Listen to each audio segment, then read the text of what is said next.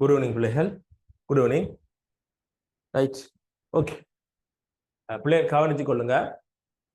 இதுல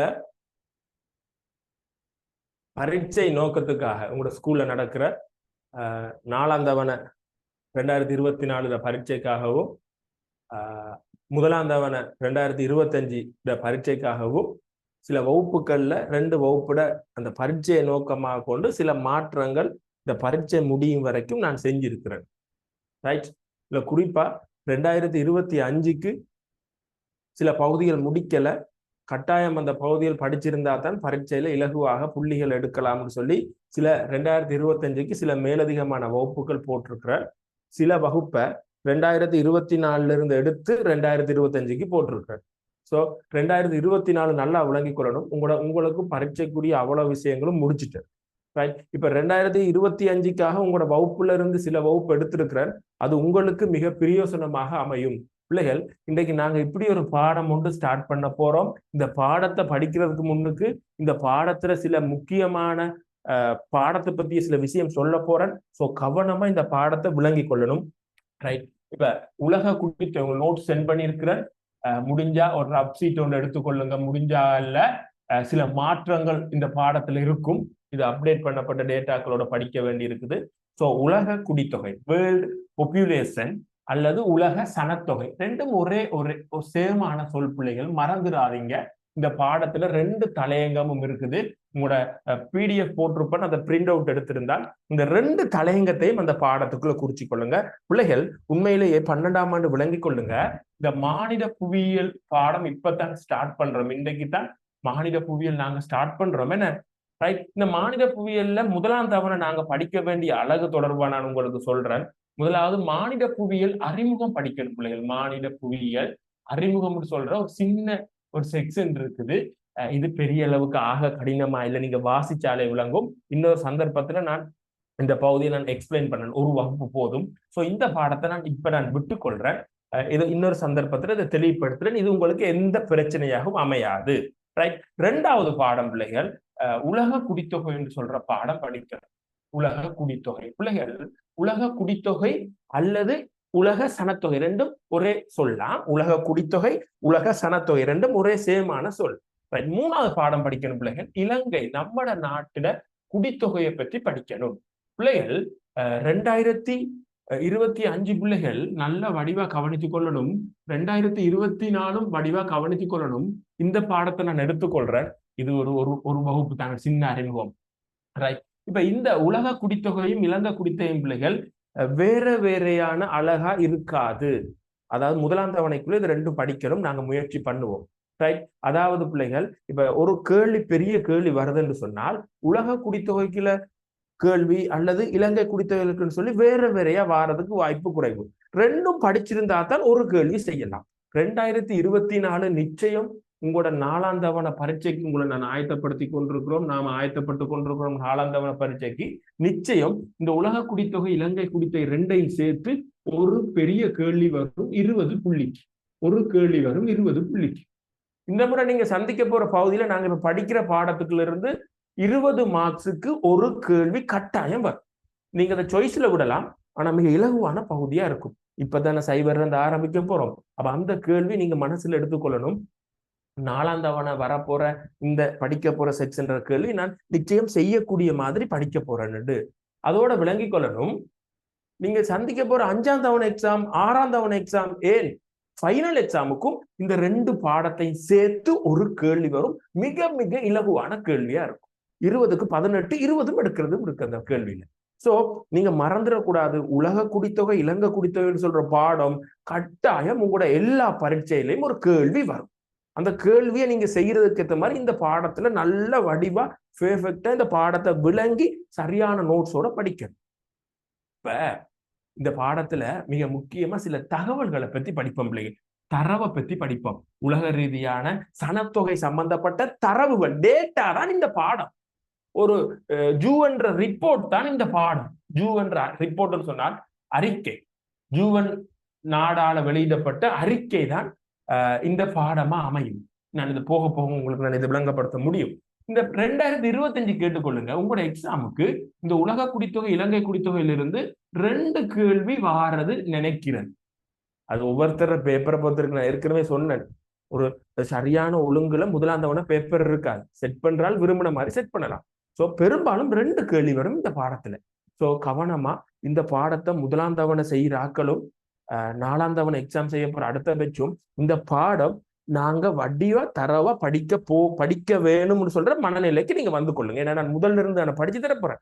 2024 ஏற்கனவே படிச்சிருப்பீங்க, ரைட்? 2024 கவனிச்சு கொள்ளுங்க. இந்த பாடம் நாங்க படிச்சு முடிய நீங்க பாஸ் பேப்பர் எடுத்து செய்யுங்க. 2024 2025 நீங்க பாஸ் பேப்பர் பெருசா செய்யணும் இப்பக்கு இல்ல. என்ன, நான் பாஸ் பேப்பர் பிறகு செஞ்சு விடுவேன். இந்த முதலாந்தவனுக்கு உள்ள பாஸ் பேப்பர் செய்யறதுக்கு நேரம் கிடைக்காது. மிக இலகுவான செக்ஷன் புரிஞ்சு கொள்ளணும். கொஞ்சம் பெரிய செக்ஷன் கட்டாயம் உங்களோட பரீட்சை நீங்க சந்திக்கிற ஜியோகிராபி பரீட்சை எல்லாத்துலயும் ஒரு கேள்வியா இருப்பார்.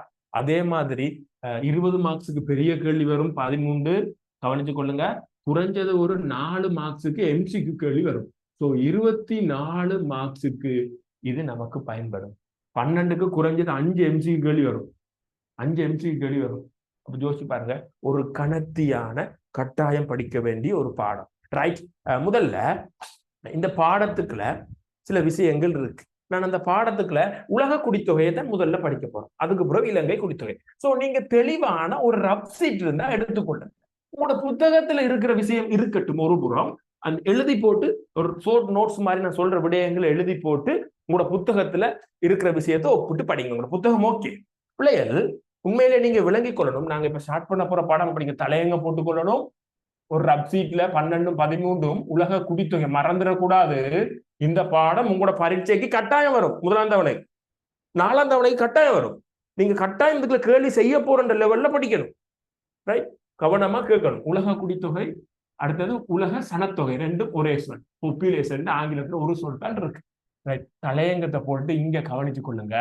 உண்மையிலேயே இப்ப டீச்சர்ஸ்மார் உங்களுக்கு டீச் பண்றது, நானும் உட்பட உங்களுக்கு படிச்சு தரது கைடை வச்சு கொண்டுதான் பேஸ் பண்ணி படிப்பிப்போம். கைடு தான் மெயினான ஆசிரியர் வழிகாட்டி தான் படிச்சு கொடுக்குறோம். அது கிட்டத்தட்ட 10 வருஷங்களுக்கு முன்னுக்கு உள்ள தரவுகளை வச்சு எழுதுனது. இப்ப உலகத்துல சனம் கூடுன நாடு இந்தியா.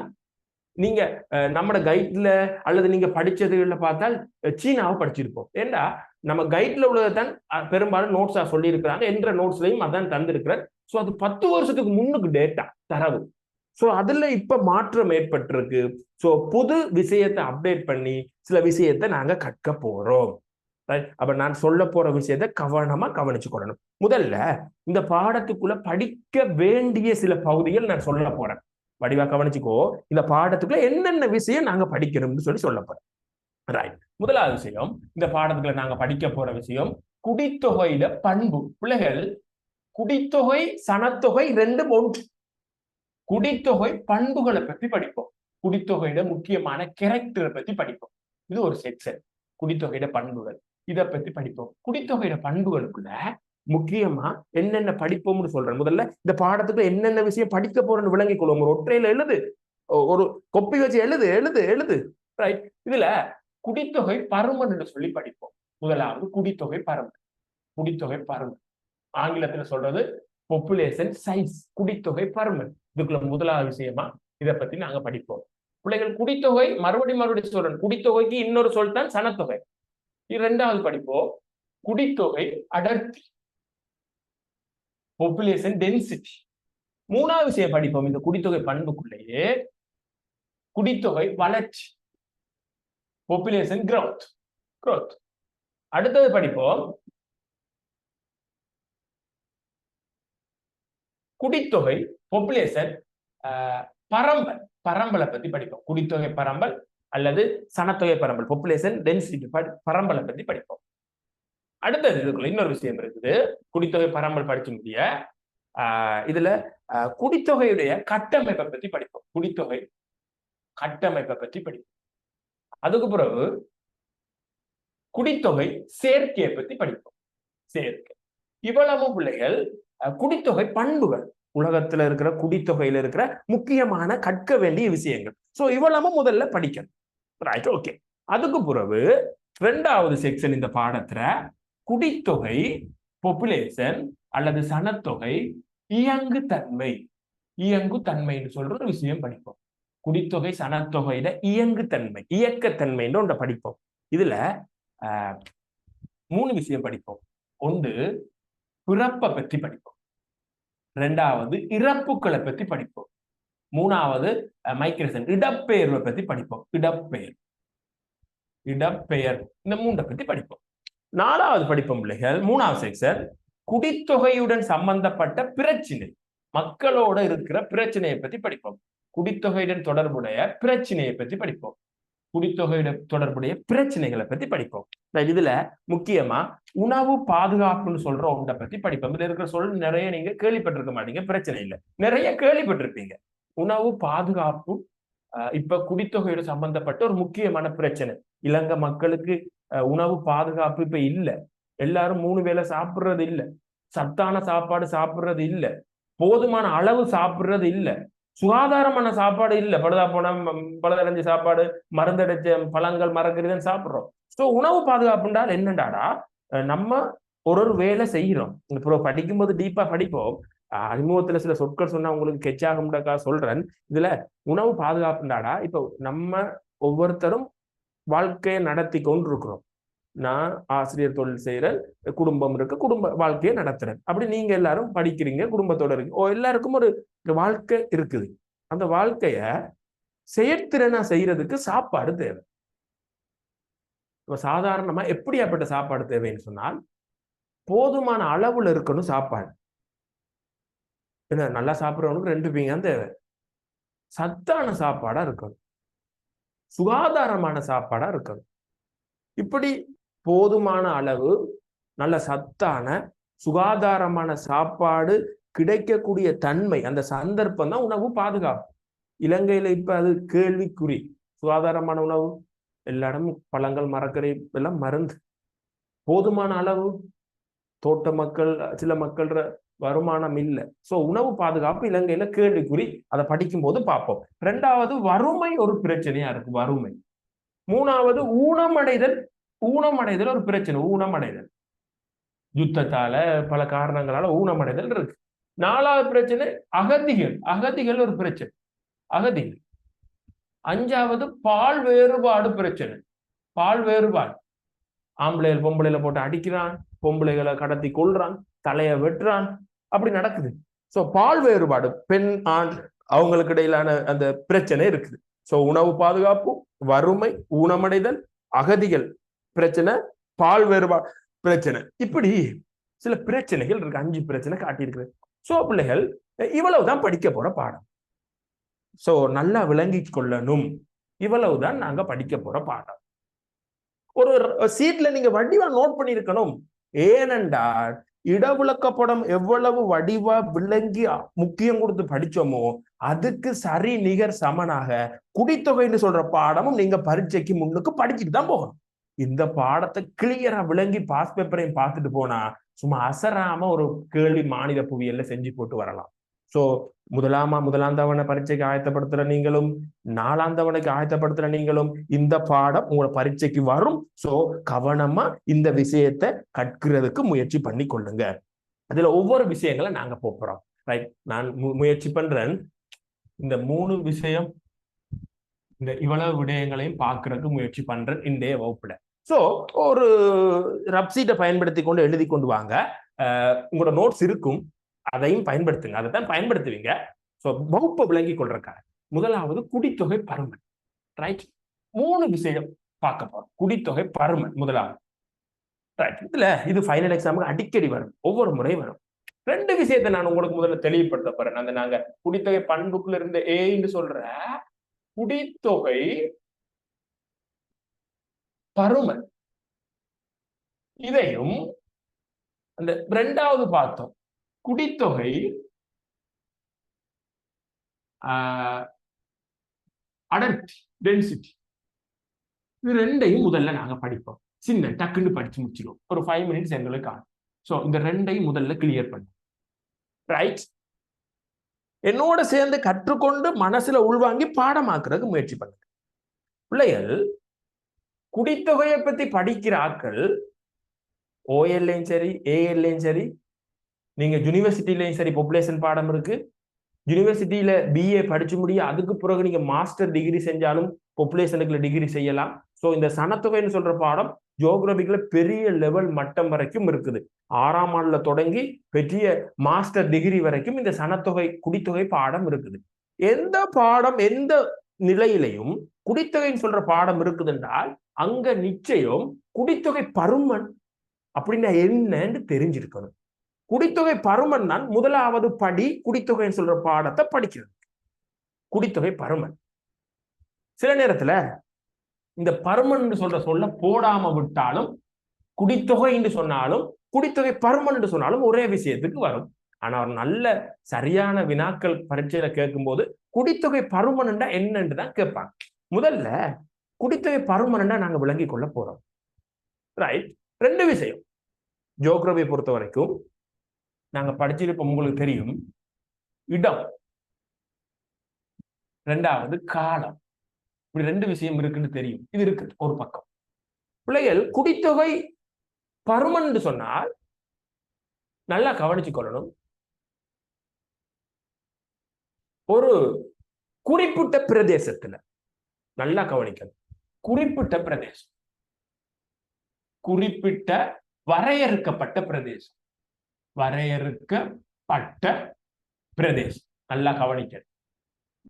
குறிப்பிட்ட வரையறுக்கப்பட்ட பிரதேசம் கவனமா கவனிச்சு பாடமாக்குறதுக்கு முயற்சி பண்ணணும். அது என்ன குறிப்பிட்ட வரையறுக்கப்பட்ட பிரதேசம்? இப்ப உதாரணம் உலகம். விளங்கும். இந்த செக்ஷன் கிளியர் பண்ணிக்கல உங்களுக்கு சரியான ஒரு விளக்கம் வரும். அல்லது கண்டம், அல்லது நாடு, அல்லது நகரம். உதாரணம் சொல்றேன். ஏதாவது ஒரு பிரதேசத்தை குறிப்பிட்டு வரையறுக்கணும். உதாரணம் பாருங்க, உலக அப்படின்னு வரையறுக்கணும். ஏரியாவை முதல்ல வரையறுக்கணும். பிரதேசத்தை முதல்ல லிமிட் பண்ணணும். இப்ப ஆசியா கண்டத்தில் லிமிட் பண்றேன்னு பாருங்க. இப்ப பங்களாதேஷின் நாடு, கொழும்பின், இப்படி ஒரு ஏரியாவை முதல்ல வரையறுக்கணும். அது மாவட்டமா இருக்கலாம், நகரமா இருக்கலாம், நாடா இருக்கலாம், கண்டமா இருக்கலாம், வேர்ல்டு வைடா இருக்கலாம். என்னமோ ஒரு ஏரியாவை லிமிட் பண்ணணும். இந்த பகுதிக்குள்ள ஆசியாவில், பாகிஸ்தான்ல, இப்படி ஒரு ஏரியாவை லிமிட் பண்ணி போட்டு வரையறுத்து போட்டு குறித்த ஆண்டு நாங்க 2004 பத்தி பார்ப்போம். 2024 தானே. சோ 2023 பத்தி பார்ப்போம். 2023 முடிஞ்சுதானே. சோ குறித்த ஆண்டு சொல்லணும். 2023, 2020, 1900, 1800, அப்படி குறித்த ஆண்டும் சொல்லணும், காலமும் சொல்லணும். குறித்த ஆண்டுன்னு சொல்றதை விட குறித்த காலம். ஒரு குறிப்பிட்ட ஏரியாவில், அது மன்னாரோ, கொழும்போ, ஜப்பானோ, ஆப்பிரிக்காவோ எப்படியும் இருக்கலாம். குறித்த பகுதியில், பிரதேசத்தில், குறிப்பிட்ட ஆண்டில் வாழும் மொத்த மக்கள் எண்ணிக்கை. இதுதான் குடித்தொகை பருமன். வடிவா பாடமாக்கணும். குடித்தொகை பருமன் என்னன்னு சொல்லி 2 மார்க்ஸுக்கு கேள்வி கேட்கலாம். குடித்தொகை பருமன் என்றால் நீர் கருதுவது யாது? குறிப்பிட்ட வரையறுக்கப்பட்ட ஒரு பிரதேசத்தில் பிரேக்கெட்டுக்குள்ள போடு, உலகம், கண்டம், நாடு, மாவட்டம். குறித்த காலப்பகுதியில், உதாரணம் 2023, மொத்தமாக வாழும் மக்களின் எண்ணிக்கை குடித்தொகை பருமன். குறித்த பகுதியில், குறித்த ஆண்டில் மொத்தமாக வாழும் மக்களின் எண்ணிக்கை. என்னடா இது பாடமாக்குற கஷ்டமா? குறித்த இடத்தில், குறித்த ஆண்டில் மொத்தமாக வாழும் மக்களின் எண்ணிக்கை. இந்த சொல்ல மறந்துடக்கூடாது. மொத்தமாக வாழும் மக்களின் எண்ணிக்கை. ரைட். இப்ப குறித்த ஆண்டை நிச்சயிக்க நான் சில உதாரணங்கள் சொல்ல போறேன். இந்த உதாரணங்கள் அப்டேட் பண்ணப்பட்ட டேட்டா உங்கள்கிட்ட இருக்காது, நோட் பண்ண வேண்டி வருமா? இப்ப இதுல குறித்த ஆண்டு சொல்லணும். நாம 2023 பத்தியே கதைப்போம். 2023 புது அப்டேட் பண்ணப்பட்ட டேட்டா. ரைட். குறித்த ஏரியாவும் சொல்லணும். என்ன? உலகம். உலகத்துல முதல்ல கதைப்போமே, உலகத்தை பத்தி கதைப்போம். உலகம், குறித்த ஏரியா உலகம், குறித்த ஆண்டு 2023. இப்ப உலகத்துல மொத்தமாக வாழ்ற மக்கள் 8.119 பில்லியன். பில்லியன். உலகத்துல வாழ்ற மொத்த மக்கள் 8 பில்லியனே தசம் 119. 8.119 பில்லியன். அல்லது இந்த தசத்தை எடுத்தால் நீங்க மில்லியன் போட்டா சரி. 8119 மில்லியனும் சரி, இதுல ஒரு தசத்தை போட்டு பீனா போட்டீங்கன்னா சரி. இதை எழுதுங்களேன். 8.119 பில்லியன். இவ்வளவு சனம் உலகத்துல இருக்கு. இதுதான் குடித்தொகை பருமன். இதான் உதாரணம் சொல்லியிருக்கு. இது உலகின் குடித்தொகை பருமன். இன்னொரு உதாரணம் பார்ப்போமே. நம்மட நாட்டுல குடித்தொகை பருமன் பார்ப்போமே. நம்மட நாட்டுல குடித்தொகை பருமன் இலங்கை ஒரு ஏரியா வரைய இருக்கணும். என்ன இலங்கை? இலங்கையில குடித்தொகை பருமன் இப்ப 2023 கதைப்போமே. 22 இப்படி வரும். 22 மில்லியனா? 22 மில்லியன். 22 மில்லியன். சோ ஒரு ஏரியாவை சொல்லணும், ஒரு காலத்தை சொல்லணும். அந்த ஏரியாவுல அந்த ஆண்டுல மொத்தமா எத்தனை மக்கள் வாழ்ந்தாங்க. இதுதான் குடித்தொகை பருமன். இன்னொரு உதாரணம் பார்ப்போம். உலகத்துல சனம் கூடின நாடு என்ன நாடுன்னு தெரியுதாடா? இந்தியா தான்டா. இப்ப உலகத்துல சனம் கூடின, நாங்க படிப்போமா அதுல வளர்ச்சியை பற்றி?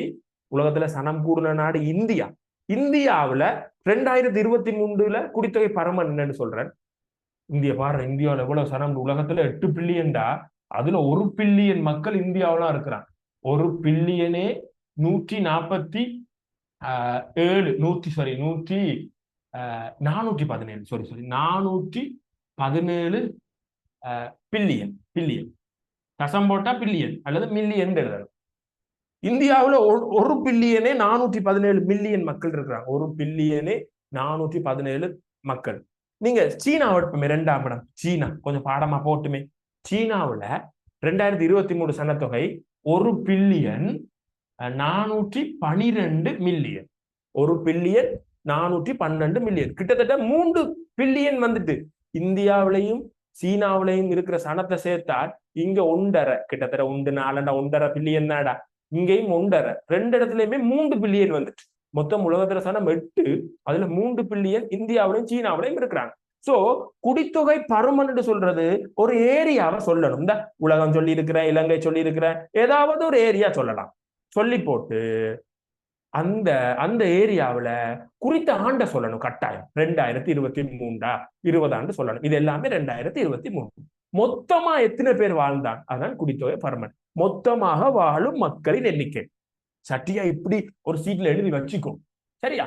இங்க பாரு. இப்ப உனக்கு இந்த மாதிரி எக்ஸாமுக்கு குடித்தொகை பருமன் என்றால் என்னன்னு கேட்டால் இந்த அவலத்தையும் எழுதணும். எப்படி? குறிப்பிட்ட வரையறுக்கப்பட்ட பிரதேசம் ஒன்றில் பிராக்கெட்டுக்குள்ள உலகம், கண்டம், நாடு, நகரம், குறித்த காலத்தில் வாழும் மொத்த மக்களின் எண்ணிக்கை. உதாரணம் உலகம் 8.119 பில்லியன். எப்படி இங்க பாரு, இந்த உதாரணத்தை எப்படி எழுதணும் என்றால் 2023 உலக குடித்தொகை பருமன் அப்படி எழுதணுமா? 2023 உலக குடித்தொகை பருமன் 8.119 பில்லியன். ரைட். முதலாவது விஷயம் கேட்டு. இப்ப 2வது விஷயத்துக்கு போ. குடித்தொகை அடர்த்தி, டென்சிட்டி, ரெண்டு வேற வேற. சரியா விளங்கி கொள்ளணும். 2வது விஷயத்துக்கு போ. இந்த பாயிண்ட்ஸ் தான் முதலாவது இங்க வரும். இந்த பாயிண்ட்ஸுக்கு இங்க போடும். முதலாவது குறிப்பிட்ட பிரதேசம். முதலாவது பாயிண்ட்ஸ் குறிப்பிட்ட பிரதேசம். குறிப்பிட்ட பிரதேசம் அதை தூக்கி அப்படியே போட்டா சரி. குறிப்பிட்ட வரையறுக்கப்பட்ட பிரதேசம் ஒன்று, அது உலகம், கண்டம், நாடு என்னமாம் இருக்கலாம். குறித்த காலத்தில் இதையும் தூக்கி போட்டு குறித்த காலத்தில் ஆண்டும் சொல்லணும். குறித்த காலத்தில். ரைட். இங்க பார், குறிப்பிட்ட பிரதேசத்துல குறித்த காலத்துல மொத்தம் எவ்வளவு பேர் இருக்கிறான்னு சொன்னால் குடித்தொகை பருமன், பாப்புலேஷன் சைஸ். குறிப்பிட்ட காலத்துல குறித்த ஏரியாவில் இங்க பாரு, ஒரு ஸ்கொயர் கிலோமீட்டருக்கு எத்தனை மக்கள் வாழ்றான்?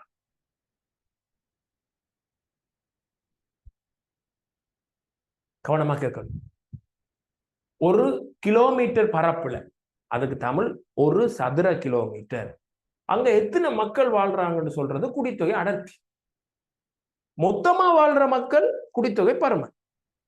ஒரு சதுர கிலோமீட்டருக்கு எத்தனை பேர் இருக்கிறான்னு சொன்னால் குடித்தொகை அடர்த்தி. இப்ப இதை எப்படி காண்றன்னு சொன்னால், இப்ப குடித்தொகை அடர்த்தியை எப்படி காணலாம்? குடித்தொகை அடர்த்தியை காணும் போது இப்படி ஒரு சமன்பாடு ஒன்று இருக்கு. நமக்கு சமன்பாடுலாம் போட்டு காண எல்லாம் வராது, விளங்கி கொண்டிருக்கா சொல்றேன். மேல மக்கள், மொத்த மக்கள் சொல்றதை விட குடித்தொகை பருமன் சொல்றேன். குடித்தொகை பருமன், குடித்தொகை பருமன் என்னன்னு தெரியுதாடா? ஒரு ஏரியாவுல மொத்தமா இருக்கிற மக்கள் தான் குடித்தொகை பருமன். இந்த பக்கம் படிச்சோம், அதான் குடித்தொகை பருமன். சோ குடித்தொகை பருமனை அந்த ஏரியா இருக்கு தானே. இப்ப ஆசியாவில் குடித்தொகை பருமன் சொல்லலாம், சீனாவில் சொல்லலாம், இலங்கையில் குறிப்பிட்ட ஏரியாவில் குறிப்பிட்ட ஆண்டுல மொத்தமா வாழ்ற மக்கள்னு சொல்லுவோம். அந்த ஏரியாட பரப்பால பிரிச்சு விட்டால் குடித்தொகை அடர்த்தி வரும். நிலப்பரப்பால பிரிச்சு விட்டா சரி, நிலப்பரப்பால பிரிச்சு விட்டா சரி. இப்ப உதாரணம், உலகத்துல குடித்தொகை 8 பில்லியன் இருக்கு. இப்போ அதை நாங்க மட்டத்தட்டுவமே 2022 படி பார்ப்போம். 2022 பார்த்தால் கிட்டத்தட்ட 8 பில்லியன் குடித்தொகை பருமன். 8 பில்லியன் இவ்வளவு மக்கள் உலகத்துல வாழ்ந்தாங்க. 8 பில்லியன் இவ்வளவு மக்கள் உலகத்துல வாழ்ந்தாங்க. உலகத்துல பரப்பளவு 510 சதுர கிலோமீட்டர். 510 கிலோமீட்டர் தான் உலகத்துல பரப்பளவு. 510 மில்லியன் சதுர கிலோமீட்டர் உலகத்துல பரப்பளவு. சோ 8 பில்லியன் 510 மில்லியன் சதுர கிலோமீட்டரால பிரிச்சால் கிட்டத்தட்ட 16 வரும்.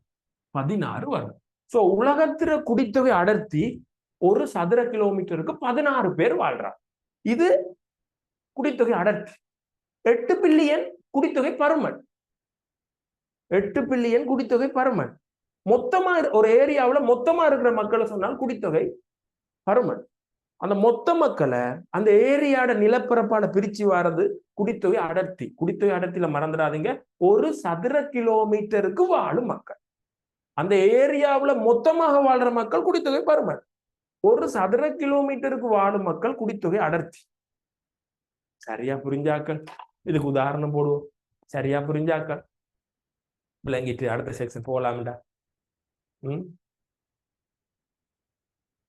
செறிவு குடித்தொகை ஒரு கிலோமீட்டர். ஓகே, 12 13 2ஆம் முறை படிக்கிறீங்க. 12 விலங்கலாட்டி கேட்டு போட்டுடணும். இது நீங்க பரீட்சைக்கு ஆயத்தப்படுத்துறீங்க, ரைட்? நான் என்னட்ட எப்படியாச்சும் விஷயத்த புடிச்சு கொள்ளணும் தான் நீங்க என்னட்ட வகுப்புக்கு வாருங்க. விலங்கலாட்டி ஒருக்கா வடிவா கேட்கலாம். நாளைக்கு இன்றைக்கு இந்த இப்ப போற இன்றைக்கு தான் வந்தால் போல இருக்குது, ரைட்? பிள்ளைகள் இன்னொரு விஷயம், இன்னொருக்கா நீங்க ரெக்கார்டிங்க ஒருக்கா பாருங்களாம் என்று சொன்னால் பிள்ளைகள் மிக கவனமாக இருக்கணும். இப்ப நம்ம 200 பேருக்கு மேல வகுப்புக்கு வாருது. அப்ப அதுல ஒரு விஷயம், ஒரு ஆளுக்காக திருப்பி சொல்லும் போதும் அதை யோசிச்சு பாருங்க. எவ்வளவு பேர் நேரங்கள் 200 பேர்ல ஒரு கோல்ல வகுப்படுத்த 200 பேர் எங்க இருப்பான், எவ்வளவு பேர் இருப்பான், ரைட்? கவனமா கையாளுங்களாம். இங்க பாருங்க, இன்னொரு முறை சொல்றேன். ஒரு ஏரியாவுல குறித்த காலத்துல மொத்தமா எவ்வளவு பேர் இருக்கிறான் குடித்தொகை பருமன். ஒரு சதுர கிலோமீட்டருக்கு வாழ்ற ஆட்கள் குடித்தொகை அடர்த்தி. டேய், இது இவ்வளவு நேரம் நீங்க படிக்கும்போது இப்படி எக்ஸ்பிளைன் எல்லாம் கிடையாது. நோட்ஸ் தான் எழுதிட்டு போக வேண்டி வரும். இதுல விளங்கப்படுறதுக்கு ஒண்ணும் இல்லை. இதுக்கு உதாரணம் போட்டுக்கோ. உலகின் குடித்தொகை அடர்த்தி 16 பேராம். இதுக்கு உதாரணம் எழுதும்போது எப்படி எழுதணும்னு சொன்னால், உலகின் குடித்தொகை அடர்த்தி 2022 சதுர கிலோமீட்டருக்கு 16 பேர், அப்படி எழுதணுமா? உதாரணம் எழுதும்போது இடத்தை சொல்லணும். உலகின் 2022 குடித்தொகை அடர்த்தி சதுர கிலோமீட்டருக்கு 16. உலகத்துல ஒரு சதுர கிலோமீட்டர் நிலப்பரப்புல 16 பேர் இருக்கிறாங்க. ஒரு சதுர கிலோமீட்டருக்கு 16 பேர் இருக்கிறாங்க. எனக்கும் தெரியுமா, உலகத்துல ஒரு கிலோமீட்டருக்கு கணக்க சனம் இருக்கிற நாடு என்ன?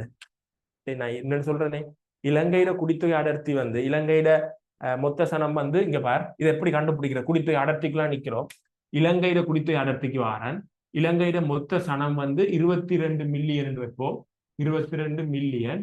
இத இலங்கையில நிலப்பரப்பு 65,610 65,610 சதுர கிலோமீட்டர். சோ இதால பிரிச்சிங்கன்னா வார விடைதான் குடித்தொகை அடர்த்தி. மொத்த மக்களை நிலப்பரப்பால பிரிச்சா குடித்தொகை அடர்த்தி வரும். நாளைக்கு இலங்கையில குடித்தொகை அடர்த்தி 331 பேர் வரும்.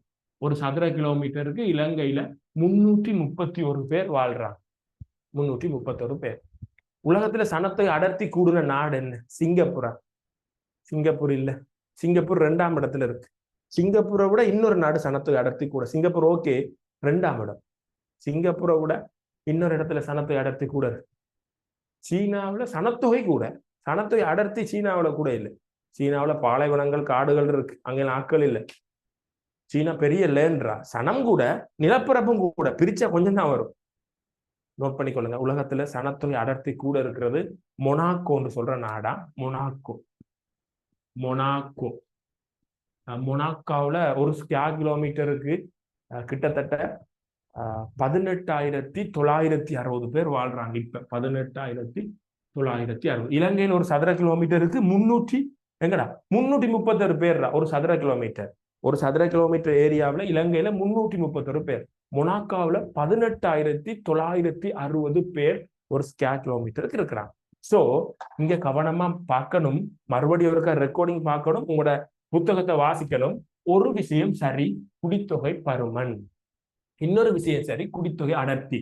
தயவு செய்து இது முதலாம் தவணை பரீட்சைக்கு வரும், 4ஆம் தவணை பரீட்சைக்கு வரும். அப்ப இந்த வகுப்பு முடிய இந்த நோட்ஸ் எடுத்து ஒருக்கா இன்றைக்கே பார்த்தி என்றால் ஞாபகம் நிற்கும், கஷ்டப்பட தேவையில்லை. ஸோ புறவு படிப்புன்னு இருக்கிறதுக்கு இப்ப 4 இல்லை 20-25 நாள் தானே இருக்கு. ஸோ இந்த பாடத்தை முதல்ல கிளியர் பண்ண, இட விளக்கப்படம் இந்த பாடம் ஒன்றா கிளியர் பண்ணி கொண்டு வாங்கலாம். ஸோ இந்த 2 விஷயத்தை இன்றைக்கு வகுப்பு முடிய வடிவா திரும்ப ஒருக்கா எழுதி திரும்ப ஒருக்கா ரெக்கார்டிங்கை பார்த்து 2ஐயும் கிளியர் பண்ணணும். ரைட். நான் இப்ப 3ஆவது விஷயத்துக்கு போறேன். Right, okay. 3ஆவது விஷயத்துக்கு போறேன்.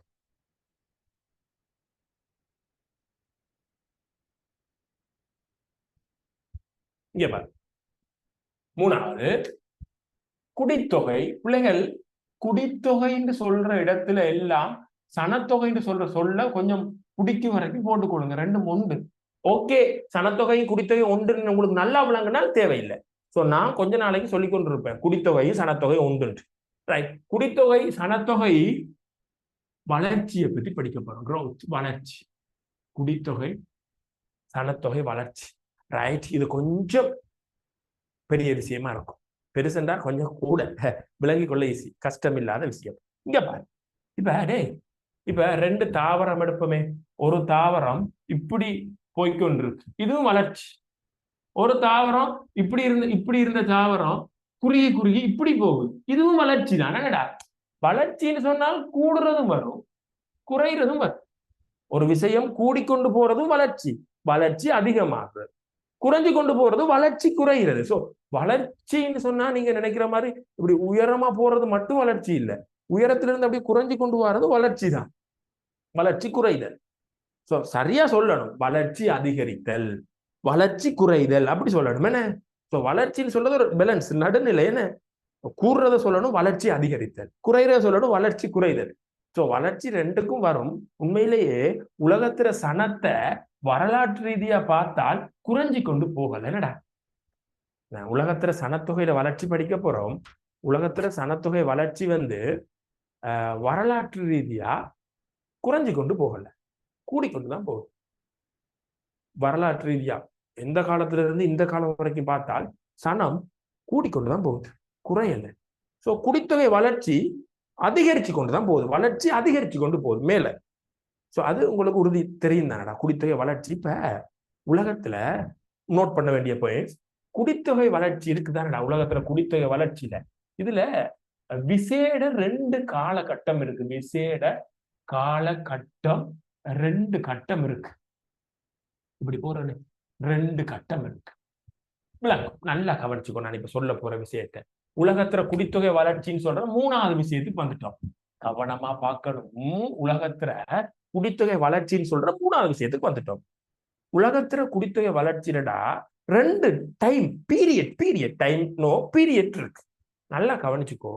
இந்த கிறிஸ்து உலக ரீதியா கிறிஸ்துவோட பிறப்பை வச்சு கொண்டுதான் காலங்கள் டிவைட் பண்ணப்படுது. அது எல்லா மதம் எல்லாரும் அதை தான் பயன்படுத்துறோம். கிறிஸ்து பிறந்த பிறகு 1750ஆம் ஆண்டு, இதை மறந்துடாதீங்க, இந்த ஆண்ட கிபி 1750க்கு முன்னுக்கு எவ்வளவு காலம்னு சொல்ல முடியாது. நான் கதைக்கிறது கொஞ்சம் இதுக்கு முன்னுக்கு இருக்கிறது கொஞ்சம் புடிபடுதாண்டு பாரு. கிறிஸ்து பிறந்த பிறகு 1750 சொன்னால் இதுக்கு முன்னுக்கு எவ்வளவு காலம்னு சொல்ல முடியாதே சொல்லுவாங்க. இப்ப கிறிஸ்து பிறக்கிறாருன்னு இப்போ கிறிஸ்து பிறப்பு நடக்குது 1750 வருஷம். கிறிஸ்து பிறந்து 1750 வருஷம்னு சொன்னாடா, கிறிஸ்து இயேசுநாதருக்கு 1750 வயசு இருக்கும். இது சொல்லி பார்த்தா அவர் பிறக்கிறதுக்கு முன்னுக்கு எவ்வளவு காலம் மக்கள் இருந்தாங்கன்னு தெரியாதேடா. எத்தனை பேருக்கு நான் கதைக்கிறது விளங்குதோ தெரியலடா. கிறிஸ்துக்கு பின் 1750 இதுக்கு முன்னுக்கு எவ்வளவு ஆண்டுன்னு நிச்சயமா சொல்ல முடியாது. முதல் மனுஷன் எப்ப உருவானானோ அதுல இருந்து 1750 அது எத்தனை 1000 வருஷம்னு தெரியாது. இப்ப நான் சொன்ன விஷயம் பிடிபட்ட ஆரம்பம் இருக்கிறீங்களா? கிறிஸ்து பிறந்த பிறகு கிபி 1750 சொன்னாடா, இதுக்கு முன்னுக்கு எத்தனை வருஷம்னு சொல்ல முடியாதுடா. இதுக்கு முன்னுக்கு எத்தனை வருஷம்னு சொல்ல முடியாது. என்ன காய்க்கிற விளங்குதா? இது எத்தனை வருஷம்னு சொல்ல முடியாது அதுக்கு முன்னுக்கு. என்னடா, கிறிஸ்து பிறந்த பிறகு 1750 வருஷம் வரும். கிறிஸ்து பிறக்கிறதுக்கு முன்னுக்கு முதல் மனுஷன் வந்திருப்பான் எப்ப? அது யாருக்கு தெரியும்? எங்கேயும் குறிக்கப்பட்டிருக்கா? இல்ல. சோ அது தெரியாது. சோ இதுக்கு முன்னுக்கு இருக்கிற காலம் நீண்ட காலம்டா. எத்தனை வருஷம்னு சொல்லவே முடியாது. நீண்ட காலம். இங்க பார், அடுத்த விஷயத்துக்கு வரேன். இங்க பார், இதுக்கு பிறகு இப்ப வரைக்கும் 2024 இப்ப தற்போது எவ்வளவு ஆண்டுடா? இப்ப இதுக்குள்ள இருந்து எவ்வளவு காலம்டா? கிறிஸ்துக்கு பின் 1750 இருந்து 2024 இதுக்குள்ள எவ்வளவு ஆண்டுடா வருது? இதுக்குள்ள எவ்வளவு ஆண்டு வருது? கிட்டத்தட்ட டக்குண்டு என்ன எவ்வளவு ஆண்டு? 13. ஆறா மக்கள் 13 போடுறான்டா. 274 கிட்டத்தட்ட சரி போல இருக்கு. 274 வருஷம். இங்க கவனமா விளங்கிக்கும். 274 வருஷம் சரி. 274 வருஷம் இங்க சொல்ல அதனடா. இங்க சொல்ல கிட்டத்தட்ட நான் நினைக்கிற மாதிரி 4000 5000க்கு மேல ஒரு 10,000 வரலாம். என்னடா கூட 10,000 வரலாம், மில்லியன் வருஷங்களும் வரலாம், தெரியாது. ஆனா இங்க 274. அப்ப குறுகிய காலம், கொஞ்சம் குறுகிய காலம். இங்க பார் வடிவா விளங்கி பொயில புடிச்சுக்கோ, விளக்கத்தை விளங்கிக்கோ. இங்க இதுல டிவைட் பண்றோம். 2 காலகட்டம் இருக்கு குடித்தொகை வளர்ச்சியில. ஒரு காலகட்டம் இந்த இருக்கு பாரு. இந்த பக்கம் இருக்கிறது ஒரு காலகட்டம், இந்த பக்கம் இருக்கிறது 2 காலகட்டம். 2வது காலகட்டம். முதலாவது காலகட்டம் எங்க இருந்து? மனிதன் உருவாகினதிலிருந்து, மனிதனுடைய உருவாக்கத்திலிருந்து 1750 வரைக்கும் முதலாவது கட்டம். எப்ப? மனித உருவாக்கம் 1750 வரை. நீண்ட காலம்டா. எவ்வளவுன்னு சொல்ல முடியாது. நீண்ட காலம், எத்தனை 1000 வருஷம்னு சொல்ல முடியாது. இதை விளங்குறியான்னு பாரு. மனுஷன் உருவானதிலிருந்து 1750 வரைக்கும் நீண்ட காலம். எவ்வளவுன்னு சொல்ல முடியாது, கொண்ட காலம். 2வது பார், 1750 கிபில இருந்து தற்போது வரை. இது எவ்வளவு காலம்னு சொல்லலாம்? ஜஸ்ட் கொஞ்சம் 224 குறுகிய காலம் சொல்றேன், குறுகிய காலம். இப்ப விஷயத்துக்கு வருவோம். இங்க பார், உலகத்திர சனம் இப்ப எவ்வளவுன்னு சொல்றேன்னு பாரு. உலகத்திர சனம் 8 பில்லியனை தாண்டிட்டு நாங்க பார்த்தோம். 8.1 வந்துட்டு. உலகத்திர சனமடா இப்ப 8 பில்லியன். எப்பவுமே 8 பில்லியன். நீங்க நல்லா கவனிக்கணும். உலகத்திர சனம் 1 பில்லியனா இருந்தது எப்ப தெரியுமா? 1750 வரைக்கும். மனுஷன் உருவாகுனதுல இருந்து 1750 வரைக்கும் 1 பில்லியனுக்கு சனம் வரையில. 1800ஆம் ஆண்டு தாண்டா சனம் 1 பில்லியனுக்கு வந்தது. 1800ஆம் ஆண்டு தான் 1 பில்லியன் மக்கள் பெருகுனாங்க. 1 பில்லியன் வந்தது. இங்க பாரு, எவ்வளவு நீண்ட காலம். 1750 வரைக்கும் எவ்வளவு நீண்ட காலம், எத்தனை 1000 வருஷம். ஆனா சனத்திர பெருக்கத்தை பாரு, 1 பில்லியன் கூட வரையில. 1 பில்லியன் கூட மக்கள் வரையில. பிறகு 1750க்கு பிறகு பாரு, கொஞ்ச காலம் 1 பில்லியன் இருந்து 8 பில்லியனுக்கு அடிச்சு விட்டான். 7 பில்லியன் சனம். இந்த கொஞ்ச காலத்துல சனம் பெருகிட்டான். சன பெருக்க காலம்டா. பெருக்கம், சனத்தொகை பெருக்கம், வளர்ச்சி அதிகமான காலம். இந்தியால பக்கம் வளர்ச்சி குறைவு. இதுக்கு நிறைய காரணம் சொல்லுவாங்கடா. சுகாதாரம் இல்ல, போசாக்கு இல்ல, மருத்துவ வசதி இல்ல. ஒரு குழந்தை பிறக்குதுன்னு சொன்னால் ஒன்று தாய் சாகும் அல்லது குழந்தை சாகும். பிரசவம், பேர்லயே இருக்கிற பிரசவம், ஒன்று பிறக்கும் சாகும். ஸோ மருத்துவ வசதி இல்லை. வீட்டை வச்சு தான் இந்த மருத்துவங்கள் பார்க்கறது. அதனால தாய் செத்து போயிடும் அல்லது புள்ள செத்து போயிடும். சுகாதார மருத்துவ வசதி இல்லை. ஆனா இந்த 750 சுகாதார மருத்துவம் வளர்ந்துட்டு இதயமே இல்லாம ஒரு ஆள் உலகத்துல வாழுது தெரியுமா உங்களுக்கு? இதயம் ஒரு ஆளுக்கு இல்லை, உலகத்துல ஒரே ஒரு ஆளு இதயம் இல்லை, அவருக்கு செயற்கையான ஒரு இருதயம் ஒன்று கொடுக்கப்பட்டிருக்கு. அந்த இருதயம் நான் நினைக்கிறேன் ஒரு 7 கிலோவோ 8 கிலோ வெயிட். அதை அவர் ஒரு பேக்ல கொழுவி முதுகுல கொழுவி கொண்டு அவர் வாழ்க்கை நடத்துறார். தெரியுமா இருக்கும்? நான் ஏதோ ஒரு வகுப்புல போன முறையும் சொல்லியிருக்கிறேன், அவர் பேரெல்லாம் சொல்லி சொன்னேன், மறந்துட்டேன். இதயம் இல்லாமலும் வெற்றி வச்சும் வாழ்றாங்க. தெரிஞ்சாங்களா? எனக்கு போன முறை நான் சொன்னேன், நீங்க நெட்ல கூட சர்ச் பண்ணி பார்க்கலாம். உலகில் இதயம் இல்லாத மனிதர் ஒரே ஒருத்தர் இருக்கிறார். உள்ள அவருக்கு அது இல்லை, பேக்ல வச்சிருக்கிறாங்க, செயற்கையா செஞ்சு அதைத்தான் கொழுவி கொண்டு வாழ்ந்து கொண்டு தெரியுறாரு கொஞ்சம் காலமா. அப்படி ஒரு ஆள் இருக்கிறார். ஸோ மருத்துவம் எவ்வளவு வளர்ச்சி, சாக விடாம ஆக்களை புரிஞ்சு வச்சிருக்கு. ஸோ அதனால சனம் இந்த காலத்துல பெருகிட்டு, மருத்துவம் வளர்ந்தாலும் பெருகிட்டு. ஸோ உங்களுக்கு விளங்கி கொள்ள வேணும், உலகத்துல சனத்தொகை வளர்ச்சி அவதானிக்கும் போது விசேடமா 2 காலகட்டம் இருக்கு. முதலாவது காலகட்டம் மனித உருவாக்கம் தொடக்கம் 1750 வரை. 2வது காலகட்டம் 1750 தொடக்கம் இப்ப வரை. இந்த முதலாவது காலகட்டம் நீண்ட காலம். சனத்தொகையோட வளர்ச்சி குறைவு, சனம் பெருசா பெருகல, அது வளர்ச்சி மெதுவாத்தான், மெதுவான வளர்ச்சி. வளர்ச்சி இருந்தது, மெதுவான வளர்ச்சி. ஆனால் 2வது காலகட்டம் 750 இருந்து இப்ப வரைக்கும் கொஞ்ச காலம் சனத்தொகை வளர்ச்சி மிக அதிகம். குடித்தொகை வளர்ச்சியில 2 காலகட்டம் இருக்கு. 750 1750க்கு முன்னுக்கு ஒரு காலகட்டம், 1750க்கு பிறகு ஒரு காலகட்டம். இந்த 1750க்கு முன்னுக்கு நீண்ட காலம் சனத்தொகை வளர்ச்சி மெதுவாக இருந்தது. 1750க்கு பிறகு கொஞ்ச காலகட்டம் வளர்ச்சி வேகமாக இருந்தது. நான் கேட்கிற கேள்வி தெரியுதா? குடித்தொகை வளர்ச்சியில் விசேடமாக இனங்காணக்கூடிய 2 காலகட்டங்கள், 1750க்கு முன்னுக்கு 1750க்கு பிறகு. முதலாவது நீண்ட காலம், 2வது குறைந்த காலம். முதலாவதுல வளர்ச்சி மெதுவா, 2வதுல ஸ்பீடா. இது சரியண்டா? நான் இன்னொரு விஷயத்தோட நான் உங்களோட சந்தேகத்துக்கு நேரம் தரேன். இது சரியண்டா? இன்னொரு விஷயம் உண்டு, நாங்க பார்க்க போறோம். இது சரியண்டா? 2025 ரைட். மறுபடியும் ஒருக்கா ரெக்கார்டிங்க பார்த்தா பாடமா போகும். ரைட். இப்ப இந்த பாடம் முக்கியமான பாடம்னு சொல்றதால தான் நான் இதை நானே வடிவா தெளிவா எக்ஸ்பிளைன் பண்ணணும், உங்களுக்கு மறுபடி சொல்லி புரிய வைக்கணும்னு சொல்லித்தான் நான் இந்த பாடத்தை நான் செஞ்சு கொண்டிருக்கிறேன். ரைட். அதனால கவனமா இந்த பாடத்தை கேட்க வேணும். இங்க பாருங்க, இப்ப நாங்க இன்னும் 2 காலகட்டம் பார்த்துட்டோம். இப்ப உலக குடித்தொகை வளர்ச்சியில இருக்கிற காணப்படும் தலையங்கத்தை போட்டு வடிவாடுதல் சில முனைப்பான பண்புகளை பார்க்க போறோம். இங்க பாரு, முனைப்பான அம்சங்கள்.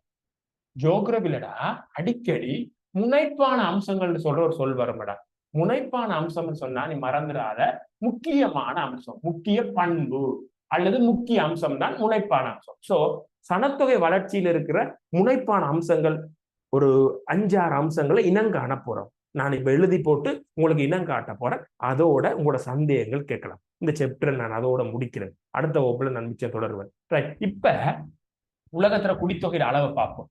சோ குடித்தொகை கவனமா நோட் பண்ணுங்க விஷயத்துல.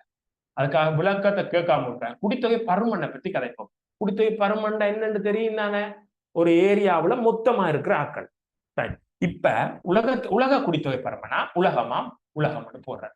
ரைட். இங்க பார், இப்ப 1 பில்லியன் 2 பில்லியன் 3 4 5 6 7 8 பில்லியன் வந்துட்டு சனம் என்ன.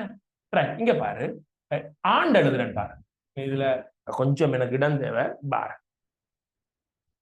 இது குடித்தொகை பருமன். என்ன நீ மேல அதே மாதிரி தலையங்க தெளிக்கோ. குடித்தொகை பருமன் உலக. ரைட். ஓகே. இங்க பார், இப்ப ஆண்டு எழுத போறேன். விளங்கும் பாரு உனக்கு. ஆண்டு உலகத்துல குடித்தொகை பருமன்றா 1 பில்லியனா இருந்த ஆண்டு 1804. பாடமாக்கத்தான் வேணும், வேற வழி இல்லை. 2 பில்லியனா இருந்த ஆண்டு 1927. 3 பில்லியனா இருந்த ஆண்டு 1954 இல்ல 9. 4 பில்லியனா இருந்த ஆண்டு 1974. 5 பில்லியனா இருந்த ஆண்டு 1987. 6 பில்லியனா இருந்த ஆண்டு 1999 இது கைட்ல பிள்ளையா போட்டாங்களாம். 1999. 7 பில்லியனா இருந்த ஆண்டு 2011. 8 பில்லியன் ஆன ஆண்டு 2022 நவம்பராம். ஓகே, இப்ப இன்னொரு விஷயம் கண்டுபிடிக்க போறோம். இந்த ரெண்டையும் வச்சுக்கொண்டு ஒரு பில்லியனில் இருந்து பில்லியனுக்கு போக எடுத்த ஆண்டு, பில்லியன்ல இருந்து பில்லியனுக்கு போக எடுத்த ஆண்டு, அதாவது 2 பில்லியனா இருந்தது 1927, 1 பில்லியனா இருந்து 1800. சோ சனம் 1 பில்லியன்ல இருந்து 2 பில்லியனா போறதுக்கு எவ்வளவு வருஷம் எடுத்துன்னு சொன்னால் 123 வருஷம். இதுல இருந்து இதை கழிச்சு விட்டா சரிடா.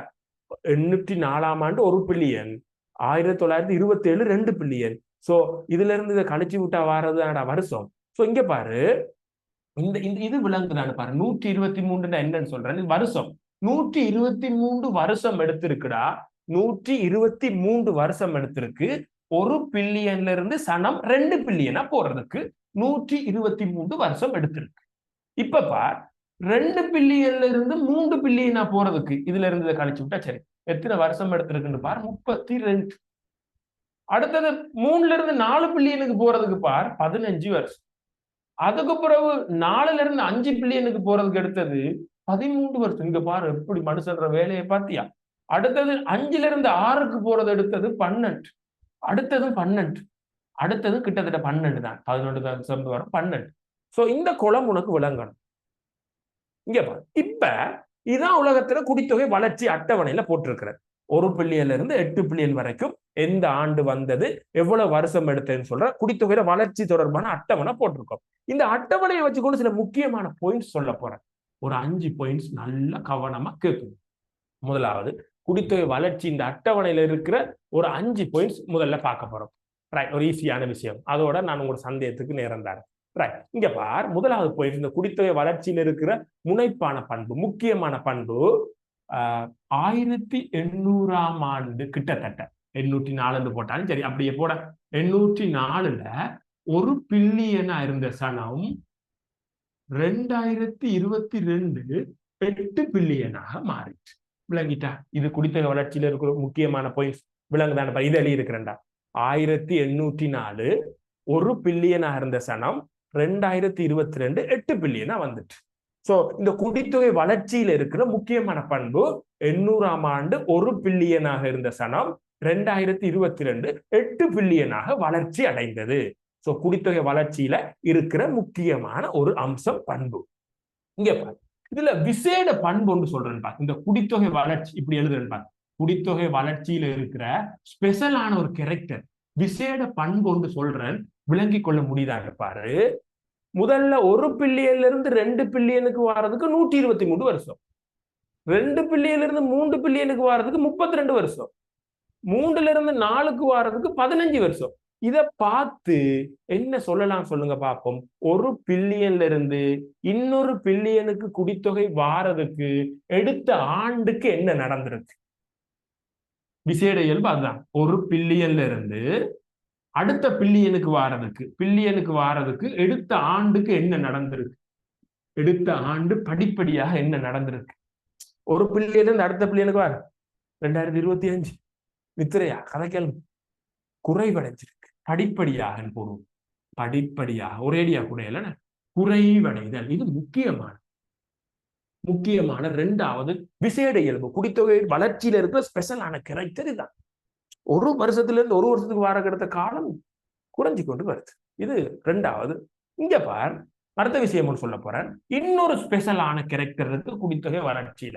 ரைட், இன்னொரு ஸ்பெஷலான கேரக்டர், இன்னொரு விசேட இயல்பு. எண்ணற்ற விசேட இயல்பு பத்தி கதைக்கிறோம் தெரியுமா உங்களுக்கு? இப்ப நாங்க எண்ணற்ற இயல்புகளை பத்தி படிக்கிறோம் தெரியுமா? குடித்தொகை வளர்ச்சியில இருக்கிற முக்கியமான பண்புகள், இயல்புகளை பத்தி படிக்கிறோம். 3வது பண்பு கவனிச்சு கொள்ளணும். இந்த 1950கள்ல குடித்தொகை வளர்ச்சியில் ஒரு விஷயம் ஒன்று நடக்குது. 1950க்கு பின் உலகத்தில் இருக்கிற நாடுகளை பொருளாதார ரீதியா 2ஆ பிரிக்கலாம். ஒன்று அபிவிருத்தி அடைந்த நாடு, டெவலப் ஆன நாடு, டெவலப் கண்ட்ரி. இன்னொன்று அபிவிருத்தி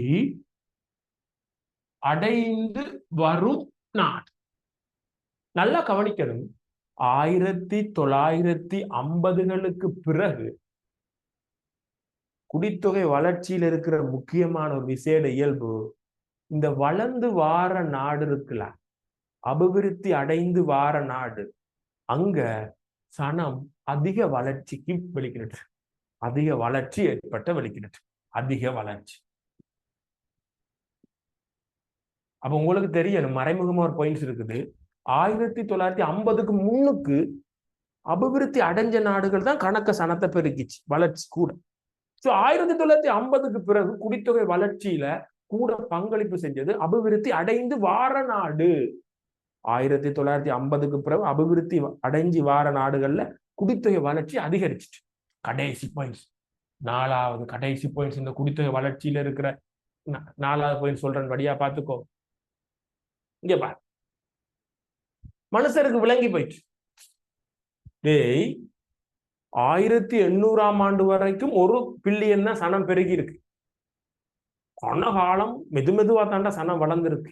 நில பிரச்சனை வரையில, வேலை பிரச்சனை வரையில, சாப்பாட்டு பிரச்சனை வரையில, சூழல் பிரச்சனை வரையில, ஒரு பிரச்சனை வரையில சனம் கொஞ்சம் தானடா. அதுக்கப்புறம் அடுத்த பில்லியனை பெருக்கி போட்டான். 123 வருஷத்துல சனத்தை பெருக்கி போட்டான். 1 பில்லியன் சனத்தை கூட்டி போட்டான். அதுக்கப்புறம் 32 வருஷத்துல அடுத்த 1 பில்லியன் அப்படியே பெருக்கி வந்துட்டான். சோ உலக நாடுகள் ஒரு விழிப்பு வந்துட்டு, என்னடா இது 15 வருஷத்துல 1 பில்லியன் சனத்தை பெருக்கி போட்டான், 13 வருஷத்துல 1 பில்லியன், இப்படியே போனா ஒவ்வொரு வருஷ புறவு ஒரு காலகட்டத்துல ஒரு வருஷத்துல 1 பில்லியன் மக்களை பெருக்கி விட்டுருவான். எங்க இருக்கிறது, என்னதை சாப்பிடுறது, பிரச்சனையா போயிரும் சொல்லி உலகம் விழிப்படைஞ்சுது. எப்ப என்றால் இந்த 5 பில்லியனோட உலகம் கொஞ்சம் விழிப்படைஞ்சிட்டு பாரு. அதுக்கு பிறகு பாரு, 5 பில்லியனுக்கு பிறகு பாரு, சனம் வந்து வளர்ச்சி அடைய எடுத்த ஆண்டு, 1 பில்லியன்ல இருந்து இன்னொரு பில்லியனுக்கு வளர எடுத்த ஆண்டு நிலையாக வந்துட்டு. இந்த பாயிண்ட்ஸ் விளங்கு தான் பாடுறா. குடித்தொகை வளர்ச்சியில் இருக்கிற இன்னொரு விசேட இயல்பு, 5 பில்லியனுக்கு பிறகு, 5 பில்லியனுக்கு பின்பு என்ன நடந்திருக்குன்னு பார். அந்த 1 பில்லியன்ல இருந்து 1 பில்லியனுக்கு எடுத்த காலம் நிலையாக வந்துட்டு. இங்க 123ல இருந்து 32, 32ல இருந்து 15, 13. ஆனா இதோட பிரேக் பண்ணிட்டு காலம் குறையாம, பில்லியன்ல இருந்து பில்லியனுக்கு அதிகரிக்க எடுத்த காலம் குறையாம நிலையானதாக வந்துட்டு. நிலையான வளர்ச்சி. இங்க பாருங்க, இது ஒரு சின்ன அழகு இன்னைக்கு பார்த்தது. ஏன் இதை இவ்வளவு எக்ஸ்பிளைன் பண்றேன்டால், இது ஒரு கனமான பாடம். இத எக்ஸாமுக்கு வரும்போது கோட்டை விட்டுறக்கூடாது. சரியா? ரைட். இன்றைக்கு பார்த்த விஷயம் குடித்தொகை பருமன், குடித்தொகை அடர்த்தி, குடித்தொகை வளர்ச்சி.